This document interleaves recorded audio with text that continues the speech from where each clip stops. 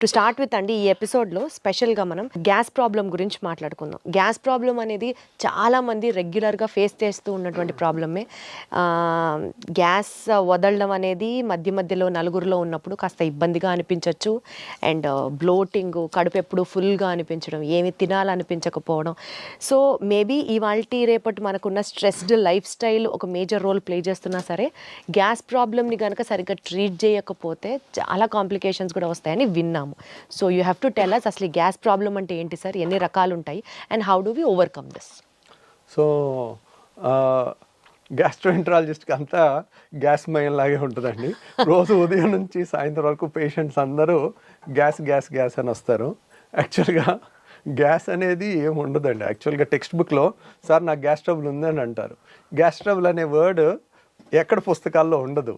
There is no term, no disease like gas trouble. Okay, gas trouble అంటే ఒక్కొక్కరికి ఒక్కొక్కటి. ఇప్పుడు కొంతమందికి తేపులు ఎక్కువ వస్తే దాన్ని గ్యాస్ ట్రబుల్ అంటారు. కొంతమంది పట్టుభ్రమంగా ఉంటే గ్యాస్ ట్రబుల్ అంటారు. కొంతమందికి గ్యాస్ కింద నుంచి ఎక్కువ వస్తే దాన్ని గ్యాస్ ట్రబుల్ అనుకుంటారు. కొంతమంది కడుపు నొప్పి వస్తే గ్యాస్ అనుకుంటారు. కొంతమంది ఛాతీలో మంటలాగా ఉంటే గ్యాస్ ట్రబుల్ అనుకుంటారు. రకరకాలుగా. సో కొంతమందికి ఊరికే విరోచనాలు, ఇర్రెగ్యులర్గా బౌల్ మూమెంట్స్ వస్తే ఏదో గ్యాస్ ఉందని అంటుంటారు. బ్లోటింగ్ అంటారు, ఉబ్బరం అంటారు, ఇట్లా రకరకాల. ఇది పలానా ఒక జబ్బు కింద కాదని, it's a non specific patient తయారు చేసిన జబ్బు అనమాట.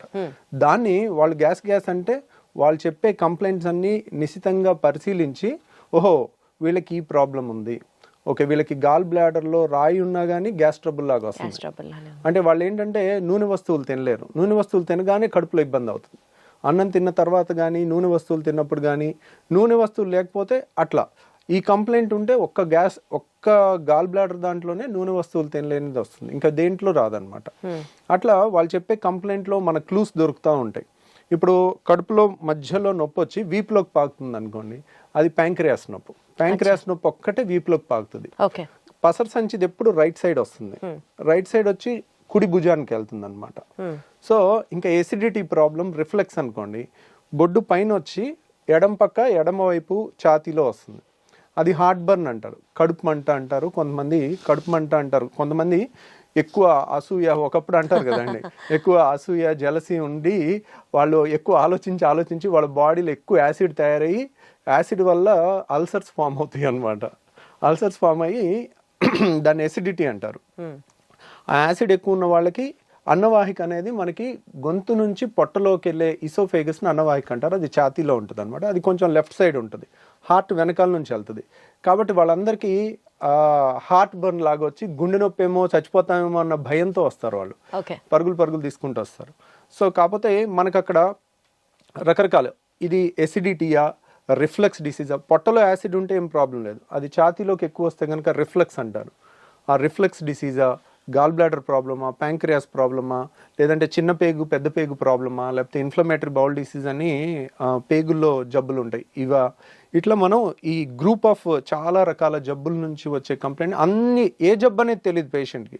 పేషెంట్ నాకు గ్యాస్ అని వస్తారు, అది మనం ఒక డాక్టర్ డీకోడ్ చేయాల్సిందనమాట. అది సో బేసికల్గా ఎక్కడ పెయిన్ చెప్తున్నారు అని చెప్పి ఆ పెయిన్ నుంచి ఇది ఏ నొప్పి అన్నది మీకు అర్థమవుతుంది కదా సార్?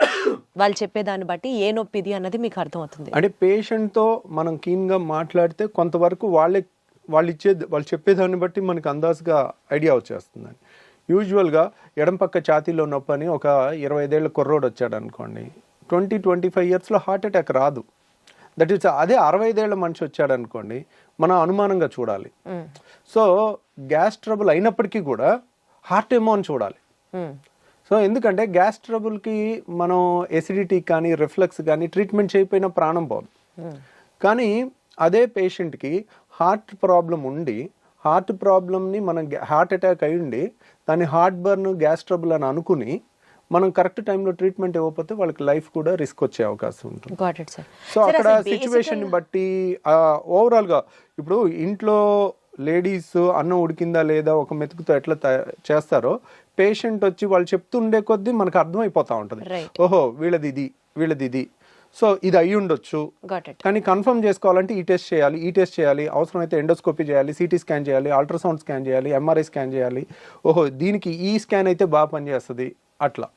సార్ ఇప్పుడు ఏ నొప్పి అయినా సరే అది గ్యాస్ అని పేషెంట్ ఏదైతే చెప్తారో మీ దగ్గరికి వచ్చినప్పుడు దానికి మేజర్గా మనం చూడాల్సినటువంటి కారణాలు ఏంటి? ఇప్పుడు ఒకప్పుడు మా చిన్నప్పుడు ఇంత మరి అవేర్నెస్ లేకపోవటం వలన అప్పుడు కూడా ఉన్నదో మనకు తెలియదు, కానీ ఇప్పుడైతే చాలా ఎక్కువ పేషెంట్స్ అయితే ఉంటున్నారండి. దానికి కారణం ఏంటంటే ఒకప్పుడు ఉన్న ఫుడ్ హ్యాబిట్స్, ఇప్పుడున్న ఫుడ్ హ్యాబిట్స్, ఇప్పుడు అంతా జంక్ ఫుడ్, బయట ఫుడ్. ఒకప్పుడు మనకి ఇంట్లో ఏది వండితే అదే తినేవాళ్ళం, ఇప్పుడు బయట ఫుడ్స్ చాలా చాలా చాలా ఎక్కువైపోయినాయి. ఇప్పుడు మన ఇంట్లో కూడా 2-3 పిల్లలు ఉంటే ఒక్కొక్కళ్ళు ఒక్కొక్క రెస్టారెంట్ ని ఒక్కొక్క ఐటమ్ ఆర్డర్ పెట్టే పరిస్థితి ఉంది. ప్రతి ఇంట్లో కూడా ఇది ఉంది, ఇది ఎవరు ఇల్లు ఎక్సెప్షన్ లా లేదు. తర్వాత డే బై డే అగ్రికల్చర్లో కూడా ప్రాఫిట్ ఓరియంటెడ్గా మనకి ఏమేమి పెస్టిసైడ్స్ కొడుతున్నారు, ఎంత మోతాదులో కొడుతున్నారు, దాని రెగ్యులేషన్ అనేది అంత ప్రాపర్గా లేదు. దానివల్ల వస్తుందా, దీనివల్ల వస్తుందా, ఇవన్నీ కూడా మోస్ట్ లైక్లీ ఇవన్నీ కారణాలు అయి ఉండొచ్చు. ఈ కారణాన్ని క్లియర్ కట్గా ఎస్టాబ్లిష్ చేయాలంటే చాలా పెద్ద రీసెర్చ్ చేయాలండి. అది గవర్నమెంట్ ఇనిషియేటివ్గా తీసుకుని పెద్ద స్టడీ, లక్షల మంది పేషెంట్ని స్టడీ చేయటం అనేది అంత ఈజీ కాదు. వాళ్ళు తీసుకున్న ప్రతి మోతాదులో ఏ ఏ పెస్టిసైడ్ ఎంత ఉంది అని టెస్ట్ చేయాలన్నా కానీ ఒక్కొక్క టెస్ట్కి మనకి 1000 ఖర్చు అవుతుంటుంది అనమాట. అవన్నీ ప్రూవ్ చేయాలంటే ఇట్స్ ఏ పబ్లిక్ ఇనిషియేటివ్. ప్రైవేట్గా ఒక డాక్టర్ కానీ ఒక ఇండివిజువల్ కానీ చేయగలిగింది కాదనమాట. ఇప్పుడు మన అమెరికాలో అయితే అలా నేషనల్ ఇన్స్టిట్యూట్ ఆఫ్ హెల్త్ అని ఉంటుంది, వాళ్ళు స్పాన్సర్ చేస్తారు, $1 మిలియన్ అట్లా రీసెర్చ్కి ఇస్తారు అనమాట. మన దగ్గర కూడా కొన్ని ఉన్నాయి, ICMR అని. అట్లా రీసెర్చ్ చేస్తే గానీ మనకి ఎందువల్ల అనేది ఈ గ్యాస్ ప్రాబ్లం వస్తుంది అన్నది తెలియట్లేదు తెలియదు. అంటే ఇదే కారణాలు, ఇదివరకు లేని ఇప్పుడు వచ్చినాయి కదండి. ఇప్పుడు ఇదివరకు ఇంత ఒబిసిటీ లేదు, ఇప్పుడు ఎందుకు వచ్చింది అంటే ఇప్పుడు ఇదివరకు 2 వీలర్స్ ఎన్ని ఉన్నాయి, ఇప్పుడు ఎన్ని ఉన్నాయి. నా స్కూల్కి నేను నడుచుకుంటూ వెళ్ళేవాడిని, ఇప్పుడు మా పిల్లలు కార్లో దిగి కార్లో వెళ్తున్నారు. సో ఇప్పుడు ఎన్ని 2 వీలర్స్ ఉన్నాయి, అప్పుడు ఎన్ని లక్షలు ఉన్నాయి, ఇప్పుడు ఎన్ని కోట్లు ఉన్నాయి. రైట్. సో ఎన్ని లిఫ్ట్లు ఉన్నాయి, అప్పుడు ఎన్ని ఉన్నాయి. లైఫ్ స్టైల్ దీనికి మెయిన్ కారణం అన్నట్టుగా అర్థం చేసుకోవాలి మనం. అటు ఒబిసిటీకైనా, పెరుగుతున్న గ్యాస్ సమస్యలకైనా, పెరుగుతున్న క్యాన్సర్లకైనా కూడా మోస్ట్లీ మన పర్యావరణం మారటం కానీ అన్నీ కూడా కారణం అనమాట. సరే, ఇప్పుడు ఈ గ్యాస్ ట్రబుల్కి అయితే మనం ఇట్లా జనరలైజ్డ్గా మాట్లాడుకుంటున్నాం. ప్రత్యేకంగా ఇందాక మీరు ఒక మాట అన్నారు, యాసిడ్ రిఫ్లెక్స్ అని. అంటే పొట్టలో ఉండాల్సిన యాసిడ్ పైకి తంతు ఉంటే అది యాసిడ్ రిఫ్లెక్స్ అని. అది కూడా ఎక్కువగా వింటున్నాం, అది కూడా ఒకలాంటి గ్యాస్ ప్రాబ్లమే అంటారా? దాని గురించి ఏమైనా డీటెయిల్గా మాట్లాడుకుందాం. అంటే చాలా మందికి అండి ఎసిడిటీ అంటే 2 రకాలు.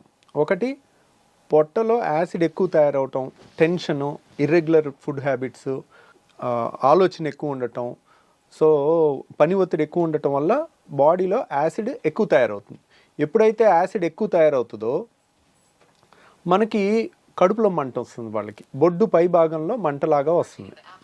సో ఆ మంట అనేది ఎప్పుడైతే పొట్టలో పై భాగంలో మంట వస్తుందో అది ఒక రకమైన ఎసిడిటీ. దానికి సింపుల్గా యాసిడ్ తగ్గించే యాంటాసిడ్ మందులు కానీ, కొత్తగా వచ్చిన PPIs కానీ, అంటే ప్యాంటోప్రజోల్, రాబిప్రజోల్, ఒమిప్రజోల్, ఇసోమిప్రజోల్ అంటే రకరకాల ఏది వేసినా కానీ చాలా రిలీఫ్ వచ్చేస్తుంది.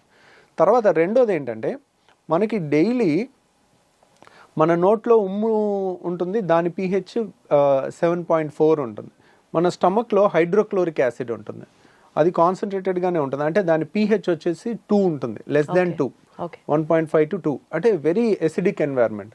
ఎందుకు, మన ఫుడ్ను అంతా డైజెస్ట్ చేయడానికి కానీ, అది ఆ యాసిడ్ ఎన్వైర్న్మెంట్ వచ్చిన క్రిముల్ని, అనవసరమైన క్రిముల్ని చంపడానికి కానీ అదొక ప్రొటెక్టివ్ మెకానిజం, డైజెషన్కి కానీ హెల్ప్ అవుతుంది అనమాట. సో ఈ యాసిడ్ అనేది పొట్టలో ఉండటం సహజ గుణం. కాబట్టి పొట్టలో ఎంత యాసిడ్ ఉన్నా మనకి ఇబ్బంది అయ్యదు. ఎందుకంటే పొట్ట గోడలో స్టమక్ వాల్లో యాసిడ్ని తట్టుకునే శక్తి ఉన్న వాళ్ళని ఆల్రెడీ మన బాడీ తయారు చేసుకుంది. ఇప్పుడు చూడండి, మన అరికాళ్ళు అనేది మందంగా ఉంటాయి. అరికాళ్ళ మీద నడిచినా మనకి అవి మందంగా ఉండటం వల్ల అది అడాప్ట్ అయి ఉంటుంది అనమాట, మనకి ఏ ఇబ్బంది ఉండదు. అంతే బరువు మన చేతి మీద, కాలు మీద, వేరే చర్మం మీద పెడితే ఆ చర్మం ఊడిపోద్ది. ఎందుకు, ఇట్ ఈస్ నాట్, దానికి తయారవ్వలేదు, నడవటానికి అరికాలు తయారైంది. అలాగే యాసిడ్ని తట్టుకోవటానికి మన స్టమక్ వాల్ తయారైంది అనమాట. జీర్ణాశయం యొక్క ఎక్కడైతే యాసిడ్ ఉంటుందో ఆ లోపల పొర యాసిడ్ని తట్టుకునే విధంగా తయారైంది. కానీ మన అన్నవాహిక, ఇసోఫేగస్, ఇక్కడ నుంచి ఇక్కడ వరకు ఉన్న ఇసోఫేగస్ మాత్రం అది యాసిడ్కి తట్టుకునేటట్టు తయారవ్వలేదు.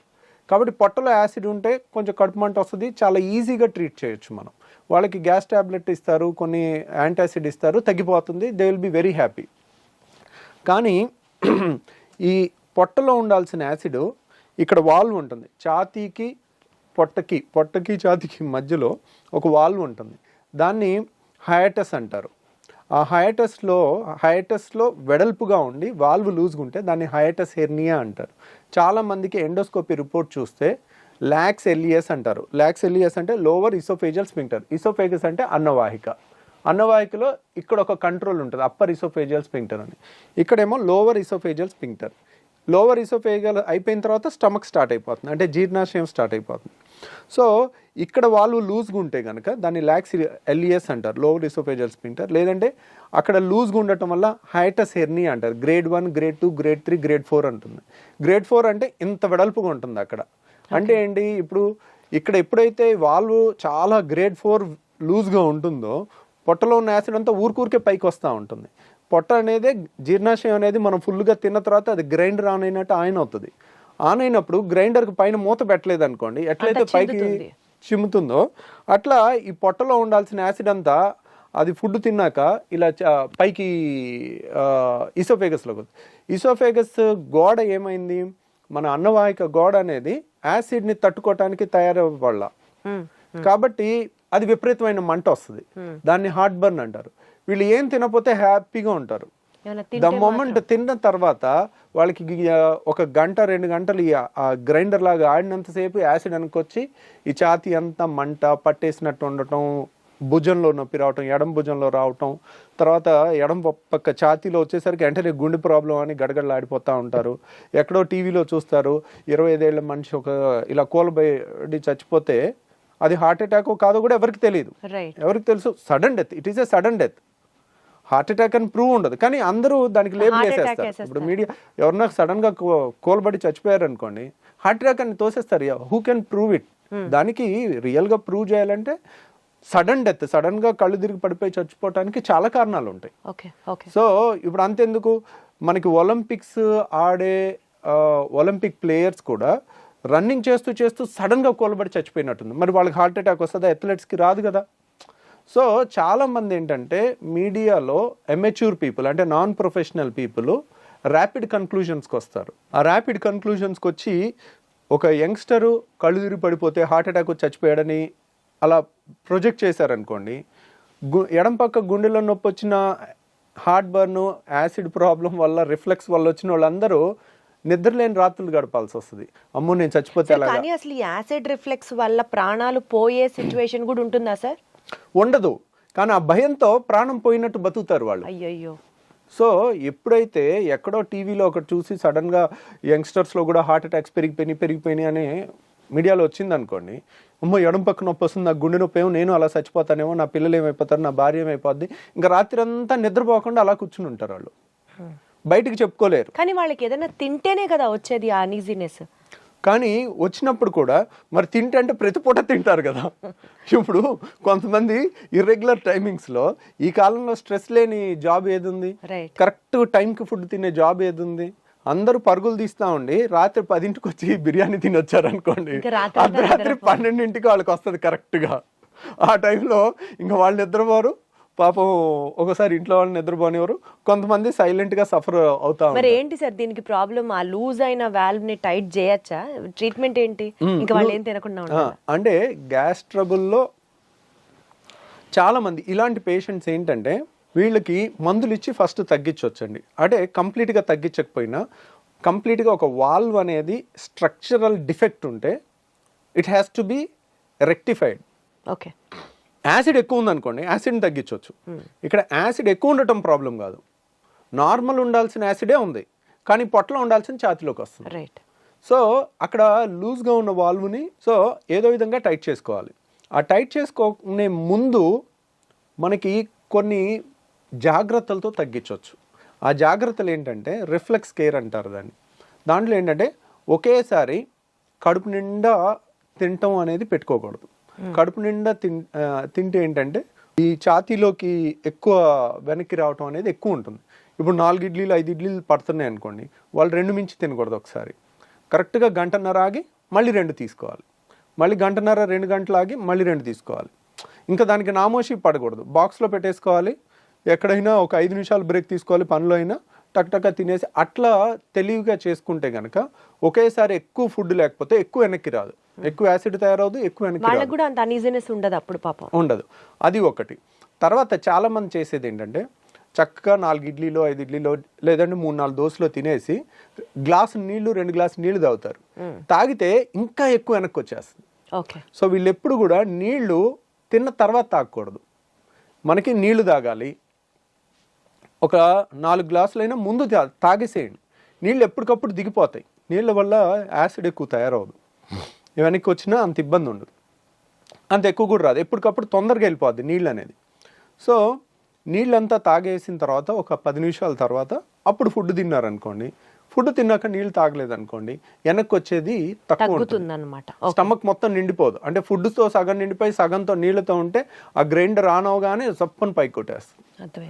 సో ఇలా రిఫ్లెక్స్ కేర్ అని ప్లస్ యాసిడ్ తగ్గించే టాబ్లెట్స్ కొన్ని వేసుకుంటే కూడా చాలా రిలీఫ్ వస్తుంది వాళ్ళకి. ఓకే. సో ఇలా మందులతో 90% క్యూర్ చేయొచ్చు. వండర్ఫుల్. కానీ ఒక 10% మాత్రం ఇంకా తిరుగుతూనే ఉంటారు. ఒక డాక్టర్ దగ్గరికి వెళ్తారు, మందులు ఇస్తారు, తగ్గదు. ఇంకో డాక్టర్ దగ్గరికి వెళ్తారు, మందులు ఇస్తారు, తగ్గదు. అక్కడ స్ట్రక్చరల్ ప్రాబ్లమ్ని అలా 10% వాళ్ళకి మనం లేటెస్ట్గా ఒక టెస్ట్ వచ్చిందండి, దాన్ని 24 hour pH స్టడీ అంటారు. అంటే 24 గంటలు మనం హాస్పిటల్లో ఉంచి ఒక మెషిన్కి బెల్ట్ దగ్గర పెట్టేస్తాం. బెల్ట్ దగ్గర పెట్టేసి సన్న దారం లాంటిది ముక్కులోంచి స్టమక్ వరకు పంపిస్తే దాని మీద pH సెన్సార్స్ ఉంటాయి. అంటే ఇక్కడ ఎంత pH ఉంది, పొట్టలో ఎంత pH ఉంది అనేది 24 hours మనం టెస్ట్ చేయాలి.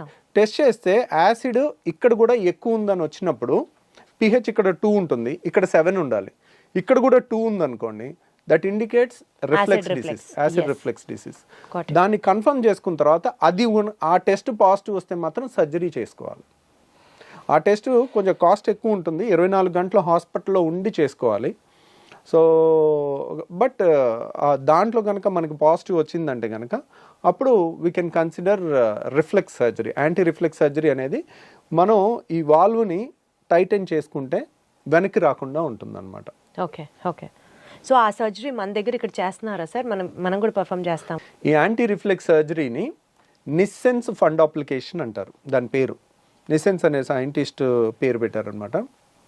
ఆ ఫండ్ అప్లికేషన్ అంటారు. దానికి ఆల్మోస్ట్ కోత ఉండదు, కుట్టు ఉండదు, చిన్న హోల్ ద్వారా చేస్తాము. ఒక 20 minutes to 30 minutesలో అయిపోతుంది. ఈరోజు మార్నింగ్ చేస్తే నెక్స్ట్ డే ఈవినింగ్ 95% డిశ్చార్జ్ అయిపోతారు, ఇంకొక 5% నెక్స్ట్ డే డిశ్చార్జ్ అవుతారు.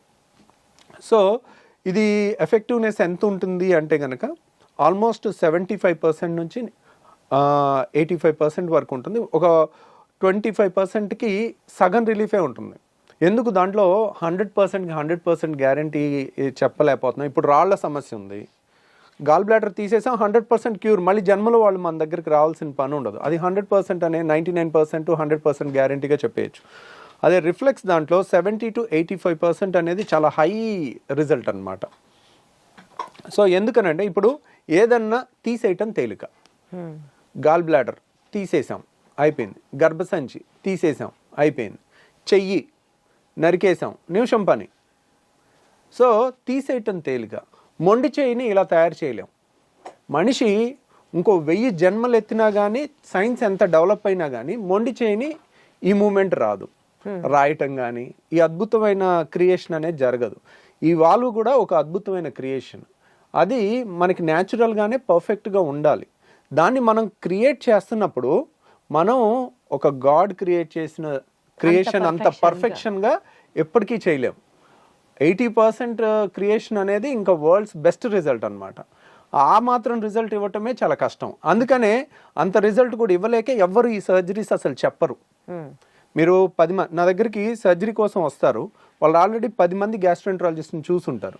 ఇంకెక్కడ దొరక్క బాధపడి పడి పడి తిరిగి చివరికి ఇక్కడన్నా ఏదన్నా దొరుకుద్దేమో అని వచ్చేవాళ్ళు ఉంటారు. అట్లా వచ్చి తగ్గిన వాళ్ళు చాలామంది ఉన్నారనమాట. మనం ఆల్మోస్ట్ ఇండియాలోనే హైయెస్ట్ సర్జరీస్ చేస్తాం. ఇదేంటంటే టెక్నికల్లీ ఛాలెంజింగ్ అనమాట. మనం కొంచెం ఈ టైట్ ఎక్కువ చేసామనుకోండి వాళ్ళకి ముద్ద దిగదు, పట్టేసుకున్నట్టు ఉంటుంది. మళ్ళీ తక్కువ చేసామనుకోండి వెనక్కి వస్తుంది. అది చాలా కరెక్ట్గా ముందు నుయ్యి వెనక్కి గొయ్యిలాగా ఉంటుంది అనమాట ఈ సర్జరీలో. సో అందువల్ల ఈ నిసన్స్ ఫండ్ అప్లికేషన్ అనేది అంత తొందరగా నేను కూడా చెప్పను. ప్లస్ చాలామందికి ఒక టెస్ట్ చేసుకోమని చెప్తాను, మీకు రిఫ్లెక్స్ ఉందా లేదా అని మీరు తెలుసుకోవటానికి. ఇప్పుడు సపోజ్ సార్ ఊరికే వెనక్కి వస్తుంది సార్, తిన్న తర్వాత ఇబ్బంది అవుతుంది సార్, ఛాతీ మండుతుంది, గొంతులోకి వస్తుంది, తేపులు వస్తుంది, మెతుకులు వస్తున్నాయి. ఊరికే కొంతమందికి ఏంటంటే రాత్రి 10ంటికి తిని పడుకుంటారు, పడుకున్న తర్వాత వెంటనే నిద్రపోతారు, పేగులు కదులుతూ ఉంటాయి, కదులుతున్నప్పుడు ఈ వాల్వ్ లూజ్గా ఉంటుంది, అది ఒక్కసారి ఇలా గ్రైండర్ లాగా మధ్యలో ఒక్కసారి ఆన్ అయినప్పుడు టక్కున బుడుకు బుడుకుమని గొంతులోకి వచ్చేస్తాయి, వాటర్ వచ్చేస్తాయి. వాళ్ళు నిద్రపోయి ఉంటారు. మనిషి సోయిలో ఉంటే వెంటనే ఆ వాటర్ని మళ్ళీ మింగేయటమో ఊసేయటమో చేస్తారు. ఇంతే వస్తుంది, కొద్దిగా ఒక గుక్కంత వస్తుంది. వాళ్ళు నిద్రపోయి ఉండేసరికి అది పొలమారుద్ది, దగ్గిలేస్తారు నిద్రలో పొలమారి. సో ఇది ఒక లక్షణం అనమాట రిఫ్లెక్స్కి. ఇంకొకటి ఏంటంటే కడుపు నిండా తినేసి ఏ మనిషి అయినా, సపోజ్ ఒక 20 ఏళ్ళ కుర్రోడో 30 ఏళ్ళ పర్సన్ మన దగ్గరికి ఈ కంప్లైంట్స్తో వచ్చినప్పుడు, కడుపు నిండా 4-5 ఇడ్లీలు అందరూ మీ ఫ్రెండ్స్ అంతా ఎలా తింటారో అలా నువ్వు తిని ముందు కొంగు, ఓకే, ముందు కొంగి కాళ్ళతో చేతులతో కాళ్ళు పట్టుకోవటానికి ట్రై చేయి. అప్పుడు ఏమవుతుంది, నువ్వు ఎప్పుడైతే ముందు కొంగుతావో ఈ ప్రెషర్ పెరుగుతుంది. మనం ఇలా ముందు కొంగగానే పొట్టని స్క్వీజ్ చేస్తాం, పొట్టలో ప్రెషర్ పెరుగుతుంది. ఈ వాల్వ్ లూజ్ ఉందనుకోండి, వాళ్ళు ఆపలేరు, టక్కున గొంతులోకి వచ్చేస్తుంది. సో ఈ టెస్ట్ అనేది ఎక్కడ పుస్తకాల్లో లేదండి, ఇది ప్రాక్టికల్ అండ్ కామన్ సెన్స్. ఈ టెస్ట్ అనేది మోస్ట్ వాల్యుబుల్ థింగ్. ఎందుకంటే 10 మంది చేస్తుంది మీ ఫ్రెండ్స్, మీరు చేయలేకపోయారంటే దాని అర్థం ఏంటి, ఇక్కడ రిఫ్లెక్స్ ఉంది, వాల్వ్ తేడా ఉంది, దాన్ని సరి చేసుకోవాలి. సో బేసికల్గా లైఫ్ స్టైల్తో మీరు చెప్పినటువంటి తక్కువ మోతాదులో తినడం, గ్యాప్లు ఇచ్చుకుంటూ తినడం, ఇలా చేసుకుంటూ టాబ్లెట్స్ కొన్ని మీరు సజెస్ట్ చేసిన వాడడం ఒక పద్ధతి. అండ్ ఇంకా కాంట్ బట్ అనుకున్నప్పుడు there is also surgery option which is only 80 to 85% accurate. దీన్ని మనం ఇంకా కంప్లీట్గా ప్రివెంట్ చేయడం అన్నది ఇంకా మన చేతిలో లేదు కదా సార్, బికాజ్ అది స్ట్రక్చరల్గా వచ్చినటువంటి చేంజ్ కాబట్టి. సో దాన్ని మనం ప్రివెంట్ చేయలేము. The best thing they can do is మీలాంటి ఒక బెస్ట్ గ్యాస్ట్రోఎంట్రాలజిస్ట్ని సజెస్ట్ చేయడమే, కలవడమే, మీతో మాట్లాడడమే. సో విన్నారు కదండి, గ్యాస్ ప్రాబ్లం అనేది మనం లైట్గా తీసుకోవడానికి ఏమాత్రం లేదు. ఈ రిఫ్లెక్స్ అనేది కనుక ఇందాక సార్ చెప్పినట్లుగా ఒక 2-3 టెస్టులు మనమే చేసుకోవచ్చు, హాస్పిటల్లో అడ్మిట్ అయ్యి చేసుకోవాల్సిన కాదు. ఇలాంటివి గమనించుకుంటూ ఎప్పటికప్పుడు మనకు ఆ రిఫ్లెక్స్ సమస్య ఉందా, మేబీ దీనివల్ల ఇంత ఇబ్బంది పడుతున్నామా అన్న ఒక మినిమం అండర్స్టాండింగ్తో డాక్టర్ని కలవడం చాలా చాలా చాలా అవసరం. Thank you so much sir. Thank you అండి.